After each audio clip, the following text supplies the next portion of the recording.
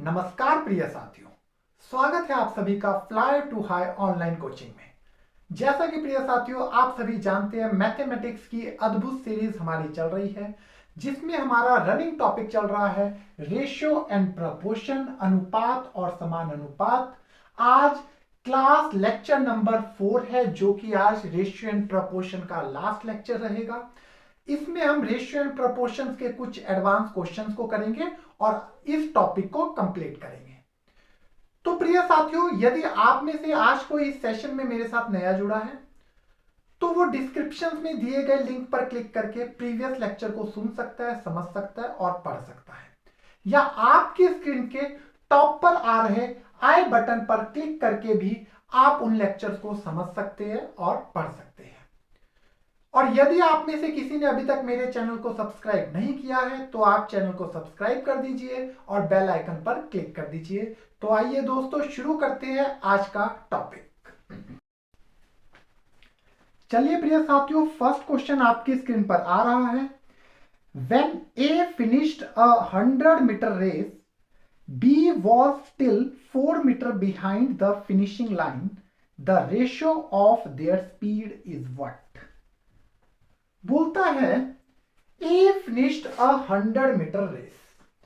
अब कोई a person है, वो 100-मीटर रेस को फिनिश्ड कर देता है, और एक बी पर्सन है जो कि 100 मीटर फिनिश नहीं करता, इससे 4 मीटर बिहाइंड रह जाता है, मतलब 100 मीटर कंप्लीट नहीं करता, 4 मीटर पीछे रह जाता है, मतलब वो 96 तक जाता है। फिर बोलते हैं ए और बी की स्पीड इन रेशियो में फाइंड आउट कीजिए। अब देखिए, ए ने 100 मीटर रेस कंप्लीट कर दी, बी ने 96 मीटर रेस कंप्लीट कर दी। अब हमको इसका रेशियो निकालना है। रेशियो का मतलब है last unit of two comparison. अब इसकी लास्ट यूनिट कैसे निकलेगी? जब तक ये सेम डिजिट से मल्टीप्लाई डिवाइड हो रहे हैं तब तक इनको डिवाइड करते जाना है। अब 4 के टेबल पे ये बोथ आ रहे हैं, तो देखिए 25 4 द 100 और 24 4 द 96। अब ये सेम नंबर पे नहीं आएंगे, तो यही हमारा आंसर हो गया उनकी रेशियो के स्पीड का। आशा है आप सभी को समझ आया होगा। चलिए प्रिय साथियों, नेक्स्ट क्वेश्चन आपकी स्क्रीन पर आ रहा है। ₹180 contained in a box consist of 1 rupee, 50 पैसे एंड 25 पैसे coins in proportion 2, 3 and 4. What is the number of 50 पैसे coins? एक बहुत ही इंपॉर्टेंट क्वेश्चन है, बहुत ही इंपॉर्टेंट कंसेप्ट है, बहुत सारे एग्जाम्स में ये क्वेश्चन पूछा जा चुका है। तो दोस्तों ध्यान से समझिएगा, बोल रहा है एक बॉक्स में 180 रुपीज पड़े हुए हैं, और जो ये 180 रुपीज पड़े हुए हैं इसमें जो क्वाइंस का प्रपोर्शन है, रुपीस का जो प्रपोर्शन है, अगर रुपीस में बात की जाए तो इसमें एक तो है 1 रुपी के क्वाइन, 50 पैसे के क्वाइन और है 25 पैसे के क्वाइन। इस टाइप के क्वाइन एक बॉक्स में पड़े हुए हैं। इसी क्वाइन का जो प्रपोर्शन बन रहा है वो है 2:3:4। इसमें इस टाइप से क्वाइंस को बॉक्स में रखा गया है। ये क्वाइन मिलाकर इस बॉक्स में 180 रुपीज है। अब समझने वाली बात है, जो ये प्रपोर्शन दिया हुआ है ये दिया हुआ है क्वाइंस का, लेकिन हमारे पास बॉक्स में जो क्वांटिटी दी हुई है वो दी है रुपीज में। तो सबसे पहले हमको यूनिट को सेम करना पड़ेगा। तो देखिए, यूनिट सेम करने के लिए 2 कॉइन्स ऐसे हैं जिसमें 1 रुपीज के हैं, 2 सिक्के ऐसे हैं जो कि 1 रुपए के हैं, तो ये रुपीज में कितने हो गए? 2 रुपीज। 3 सिक्के ऐसे हैं जो कि 50 पैसे के हैं, तो ये 3 सिक्के 50 पैसे के कितने रुपए हो गए? 1.5 रुपीज। और 4 कॉइन ऐसे हैं जो कि 25 पैसे के हैं, तो 4 कॉइन 25 पैसे के, ये हो गया 1 रुपीज। अब क्वांटिटी यूनिट हमारे पास सेम हो गई, तो देखिए 2 रुपए 1 और 1 4 ये हो गए 4.5 rupees is equal to 180 rupees, क्योंकि रेशियो का सम टोटल के सम को ऑलवेज डिवाइड करता है, इसलिए हम इक्वल टू रख सकते हैं। तो देखिए 4.5 रुपीज 180 रुपीज के बराबर हो गया, 1 रुपीज कितने के बराबर हो गया, 180 डिवाइडेड बाय 4.5। अगर इस पॉइंट को मैं यहां से हटा दूं तो यहां पर लग जाएगा 10, ऊपर जाकर वो 10 हो जाएगा। अब देखिए इसको अगर डिवाइड कर दिया जाए, 2 5 10, 9 5 45, 9 1 9, 9 2 18, 0 का 0। इसको 20 को 2 से मल्टीप्लाई किया, हमारे पास आ गया 40। ये जो 40 आया ये हमारे पास 1 यूनिट आ गई। यदि कोई विद्यार्थी नया जुड़ा है, प्रीवियस लेक्चर में हमने ये सारा डिस्कस किया है कि फर्स्ट यूनिट क्या होता है। तो ये 40 फर्स्ट यूनिट आ गई। अब मेरे को क्वेश्चन में बोल रहा है फाइंड आउट द 50 पैसे कॉइन। 50 पैसे के कॉइन कितने हैं? यदि मैं 40 को 50 के कॉइन रेशियो से मल्टीप्लाई करूं, 40 इंटू 3, तो मेरे पास यहां पर टोटल क्या आ जाते हैं, कॉइन्स। तो ये कितने हो गए, 120 कॉइन्स आंसर। यदि दोस्तों आपसे पूछा होता कि रुपीज में बताइए 50 कितने हैं, तो 120 कॉइन हो गए 50 के, 120 कॉइन। अब 1 रुपी में कितने 50 पैसे कॉइन होंगे, 2, तो 120 में कितने रुपीज हो गए, 60 rupees. That is again answer, right.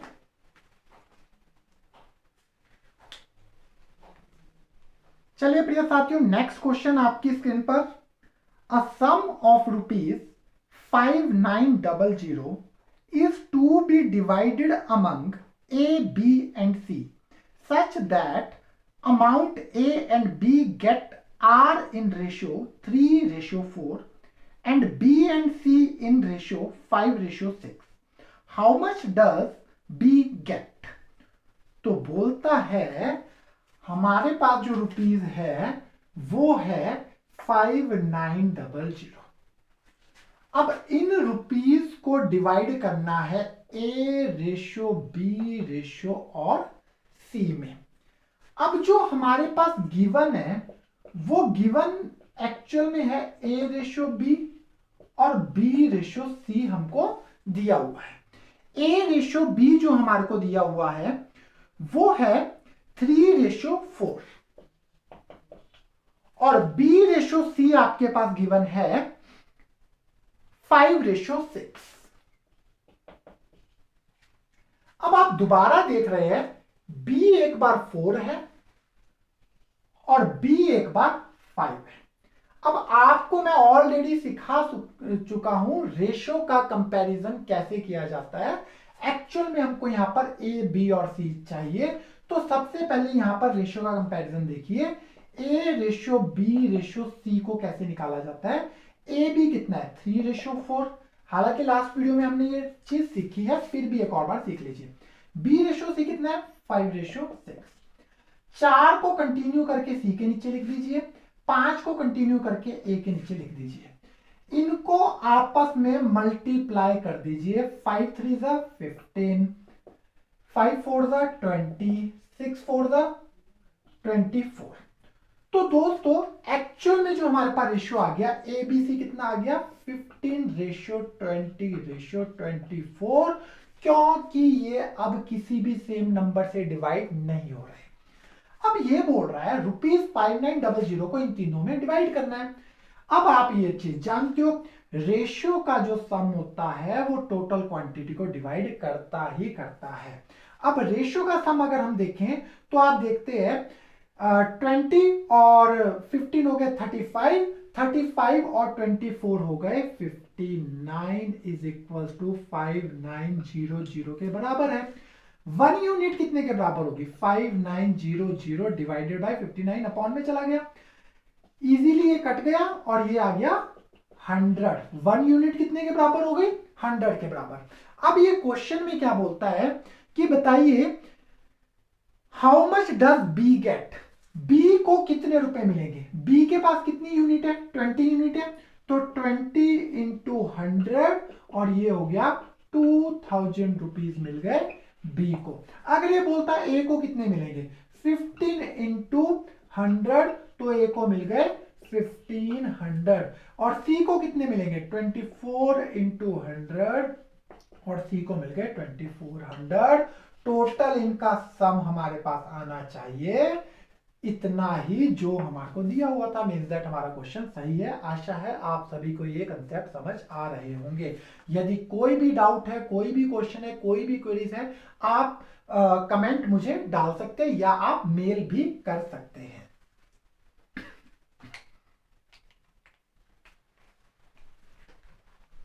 चलिए प्रिय साथियों, नेक्स्ट क्वेश्चन आप अपनी स्क्रीन पे पढ़िए।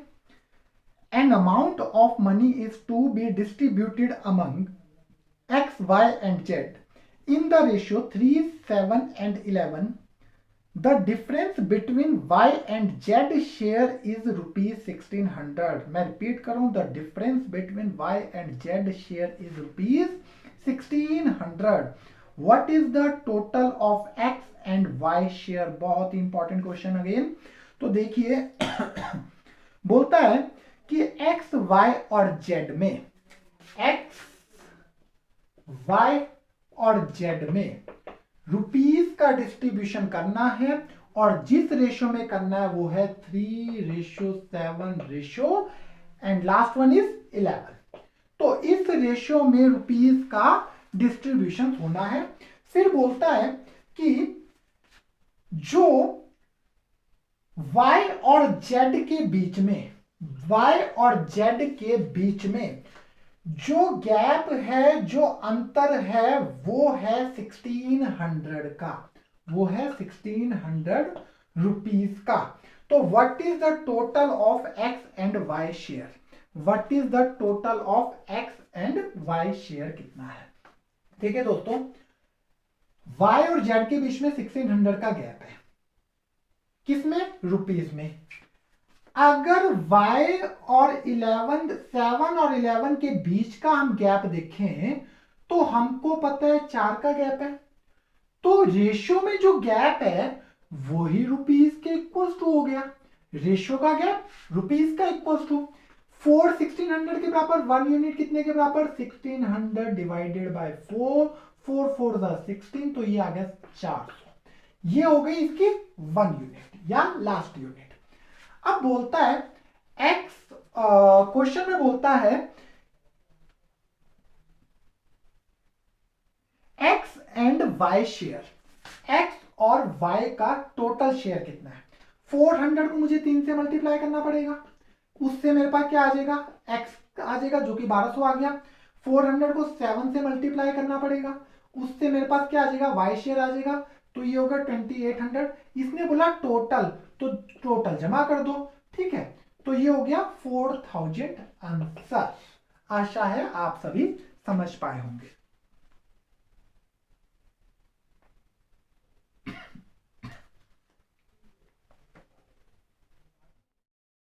चलिए दोस्तों, नेक्स्ट क्वेश्चन की ओर बढ़ते हैं।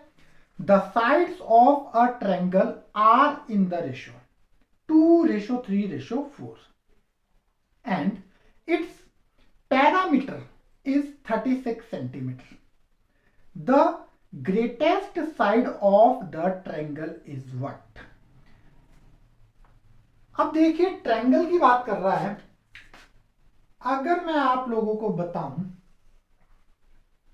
तो जो ट्रायंगल है इसमें हमको पैरामीटर का पहले तो फॉर्मूला पता होना चाहिए था, राइट? अब एक्चुअल में पैरामीटर का मतलब होता है, यदि मैं इसको यहां से खोल दूं, मतलब ए बी सी, अगर मैं ए सी और बी सी को यहां से खोल दूं, सी पॉइंट से खोल दूं और इनको यहां पर लेटा दूं ऐसे, तो यहां से लेकर यहां तक, मतलब डी से लेकर ई तक का जितना भी दूरी आई, जितना भी डिस्टेंस आया, इसी को बोलेंगे दोस्तों पैरामीटर। यही बोला जाएगा पैरामीटर। तो इतनी बात तो हम लोग समझ गए। हालांकि इस टॉपिक को भी हम आगे करेंगे, एरिया के टॉपिक को भी हम आगे करेंगे। अभी ये क्वेश्चन में इतना बोल रहा है, यदि एक ट्रायंगल के पैरामीटर दिया हुआ है, triangle are in the ratio 2:3:4 and its parameter is 36। तो क्या बोल रहा है ये 2 + 3 + 4 इज इक्वल टू कितना है 36, क्योंकि पैरामीटर क्या हो गया ये सबका सम, तो 2 3 4 इज इक्वल टू कितना हो गया 36। तो देखिए 2 3 5 5 4 9 इज इक्वल टू 36, 1 यूनिट हमको दोबारा से मिल गई, 36/9 ये हो गया 4, तो 1 यूनिट कितने के इक्वल टू आ गई 4 के इक्वल टू आ गई। अब ये बोलता है ग्रेटेस्ट साइड, अब greatest side of a triangle बताओ। ग्रेटेस्ट साइड जो सबसे बड़ी साइड इसमें थी, अब जो जिसके पास यूनिट सबसे ज्यादा है वो सबसे बड़ी होगी, तो 4 4 का 16, 4 को 4 से मतलब इससे मल्टीप्लाई कर दो, तो वो कितना आ गया 16 सेंटीमीटर। मीटर में दिया हो तो मीटर में आंसर, सेंटीमीटर में दिया हो सेंटीमीटर में आंसर, तो 16 आंसर। सबसे स्मॉलेस्ट अगर पूछा होता तो 2 से मल्टीप्लाई कर देते, 4 × 2 और ये कितना हो जाता 8 आंसर। तो अभी इन्होंने ये पूछा था, आशा आप सभी समझ पाए होंगे। चलिए प्रिय साथियों बढ़ते हैं नेक्स्ट क्वेश्चन की ओर। एक बहुत ही शानदार और बहुत ही इंपॉर्टेंट क्वेश्चन को करते हैं। आप अपनी स्क्रीन पर पढ़िएगा। The bus fair and train fair of a place from Calcutta were ₹2, ₹3 respectively. Train fare has been increased by 20% and the bus fare by 10%. The ratio of new train fare to bus fare is what? देखिए साथियों बहुत ही important question है। बोलता है the bus fair and train fair of a place from Calcutta were ₹2 and 3 respectively. अब एक तरफ बोलता है बस का फेयर, एक तरफ बोलता है ट्रेन का फेयर। बस का फेयर ₹2, ट्रेन का फेयर ₹3, ऐसा क्वेश्चन में बताया गया है। फिर बोलता है train fare has been increased by 20%। अब जो ट्रेन का फेयर है वो 20% इंक्रीज हो जाता है। अब अगर मैं ट्रेन ₹3 में जा रही है, टिकट का मूल्य कितना है ₹3, ₹3 का मुझे कितना निकालना है 3 का मुझे 20% निकालना है। परसेंटेज के टॉपिक में मैंने आप लोगों को सिखाया था 10 से 90 वाले केस में परसेंटेज कैसे निकालते हैं। यूनिट डिजिट को इससे मल्टीप्लाई करके कितना आ गया 2 3 6, और अब इसमें जो पॉइंट लगना था वो कितने के बाद लगना था 1 डिजिट के बाद, तो यहां पर क्या लग गया पॉइंट, तो ₹0.6 कितना है किराया इंक्रीज हो गया। किराया इंक्रीज हो गया किसका ट्रेन का, और जो बस का किराया वो 10% इंक्रीज हुआ।